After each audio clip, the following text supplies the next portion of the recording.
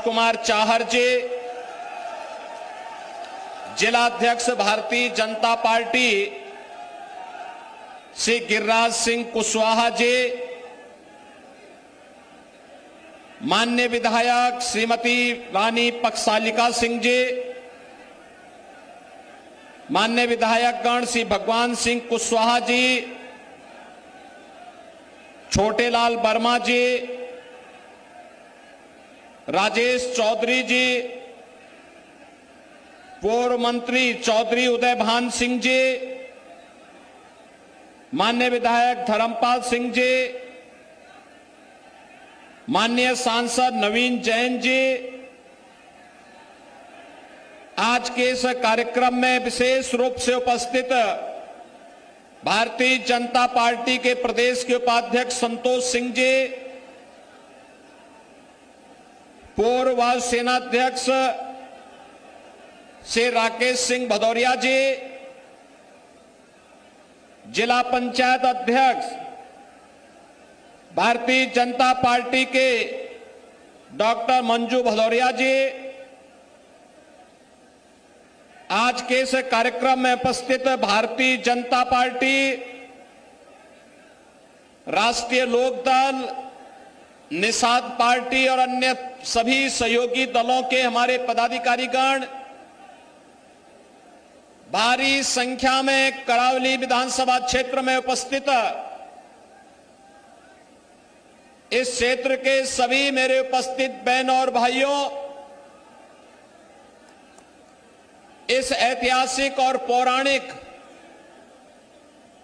क्षेत्र को कोटि कोटि नमन करते हुए मैं आप सबका हृदय से अभिनंदन करता हूं। बहनों और भाइयों, ये पूरा क्षेत्र ब्रज भूमि का भाग है। गिरिराज महाराज की बड़ी कृपा इस पूरे भूभाग पर है। दुनिया यहां के रज रज में कृष्ण कन्हैया का दर्शन करती है और आपका सौभाग्य है कि इस धरती पर रह करके जीवन यापन करके आप सभी लोग भारत माता की सेवा करने में लगे हैं। और इससे अच्छा उदाहरण क्या हो सकता है? किसी माटी के लाल श्री RKS भदौरिया वायुसेना के अध्यक्ष के बाद अब भारतीय जनता पार्टी के साथ मिलकर के आप सबके लिए कार्य करने के लिए तत्पर हैं। बहनों और भाइयों, ब्रज भूमि का भी अब नंबर आने वाला है।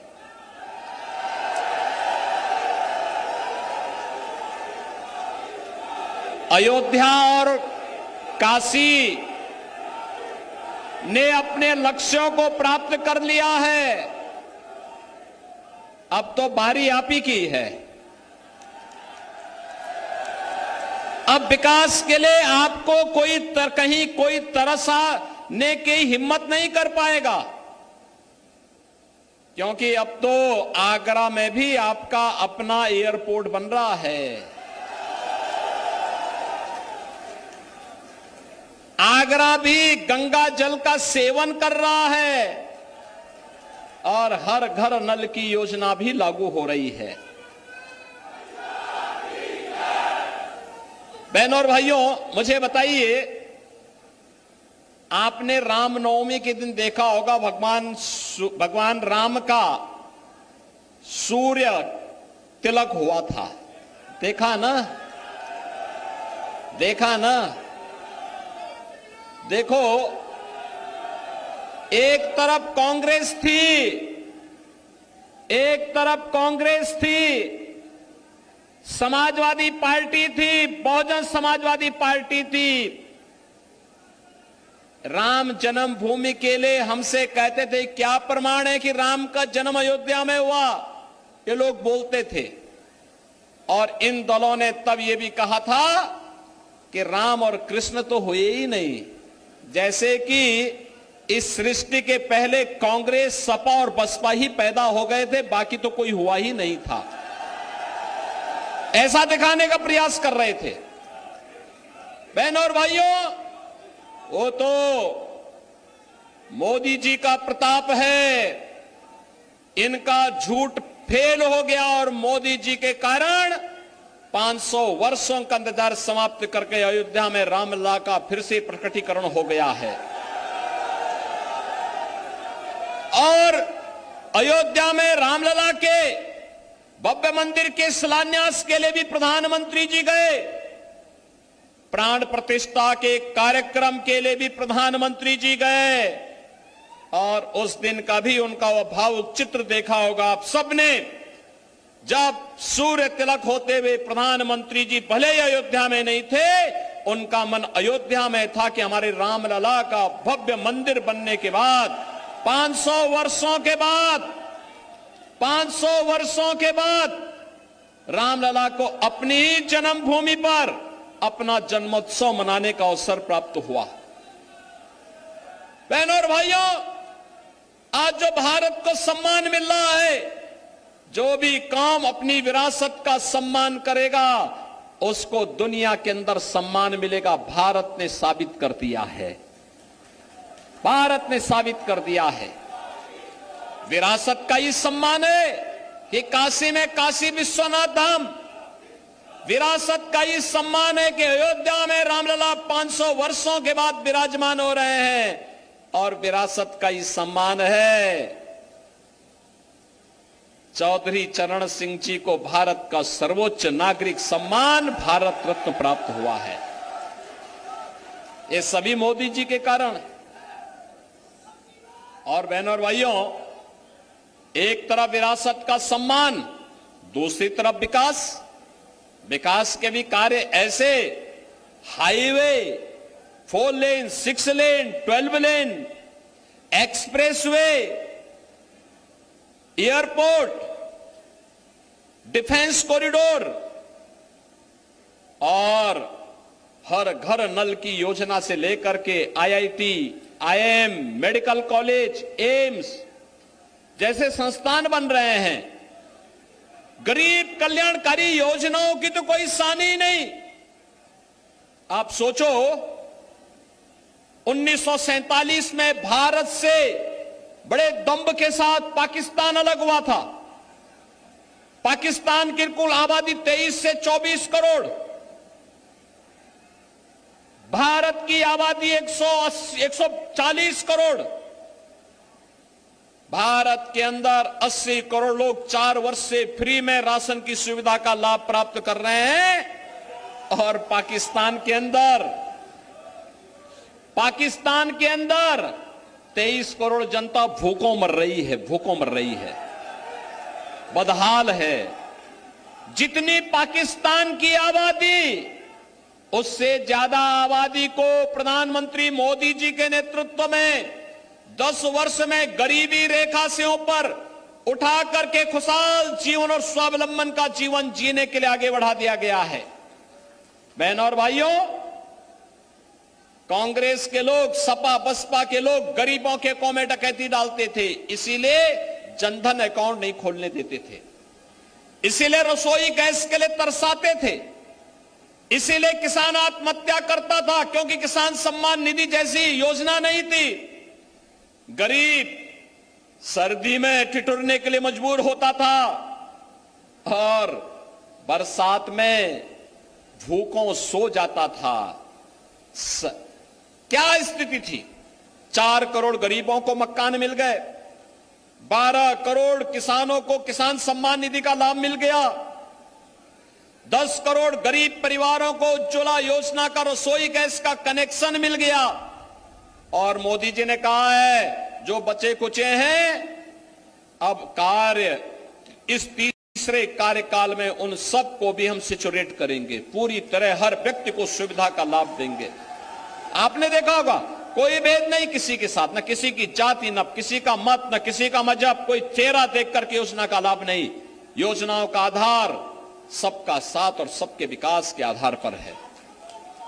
बहनों और भाइयों, सुरक्षा सबको, सुविधा सबको, तुष्टीकरण किसी की नहीं, यह भारतीय जनता पार्टी का नारा है और भारतीय जनता पार्टी इसी मुद्दे को लेकर के सरकार भी बनाती है और आपसे कहने के लिए भी इसीलिए आई है।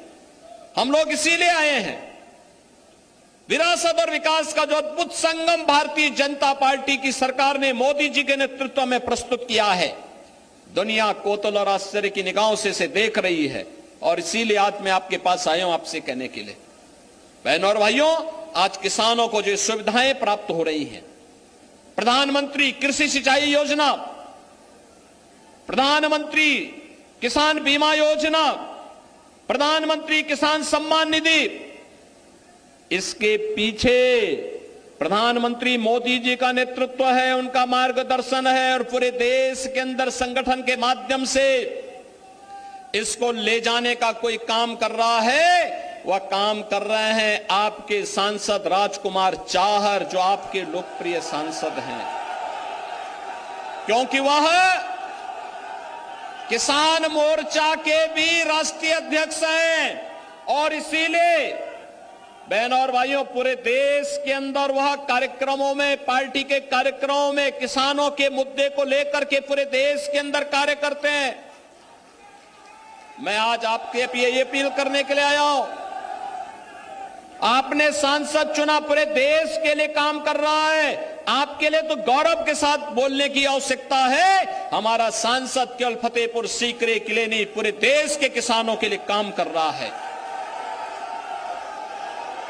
और इसीलिए मैं आपसे कहने के लिए आया हूं, आपका दायित्व बनता है, आपका दायित्व बनता है। अगर आप विरासत का सम्मान करते हैं तो जिन लोगों ने राम और कृष्ण पर प्रश्न खड़े किए थे, आज उनको वोट के लिए तरसा दीजिए, एक भी वोट नहीं मिलेगा उनको। जिन्होंने विकास की योजनाओं के लिए आपको तरसाया था, जिन्होंने गंगा जल के लिए आपको तरसाया था, उनको वोट के लिए तरसा दीजिए, कह दीजिए भाई नहीं। जब आपको मौका मिला तब तो आपने कुछ किया नहीं, जब मौका मिला ये माफिया और अपराधी को अपने गले का हार बना करके प्रदेश के व्यापारी और बेटी की सुरक्षा में सेंध लगा रहे थे ये लोग, कांग्रेस और सपा और बसपा। देख रहे हैं सभी लोग माफिया की कब्र में जाकर के फतिया पड़ रहे हैं। इनको बोलो,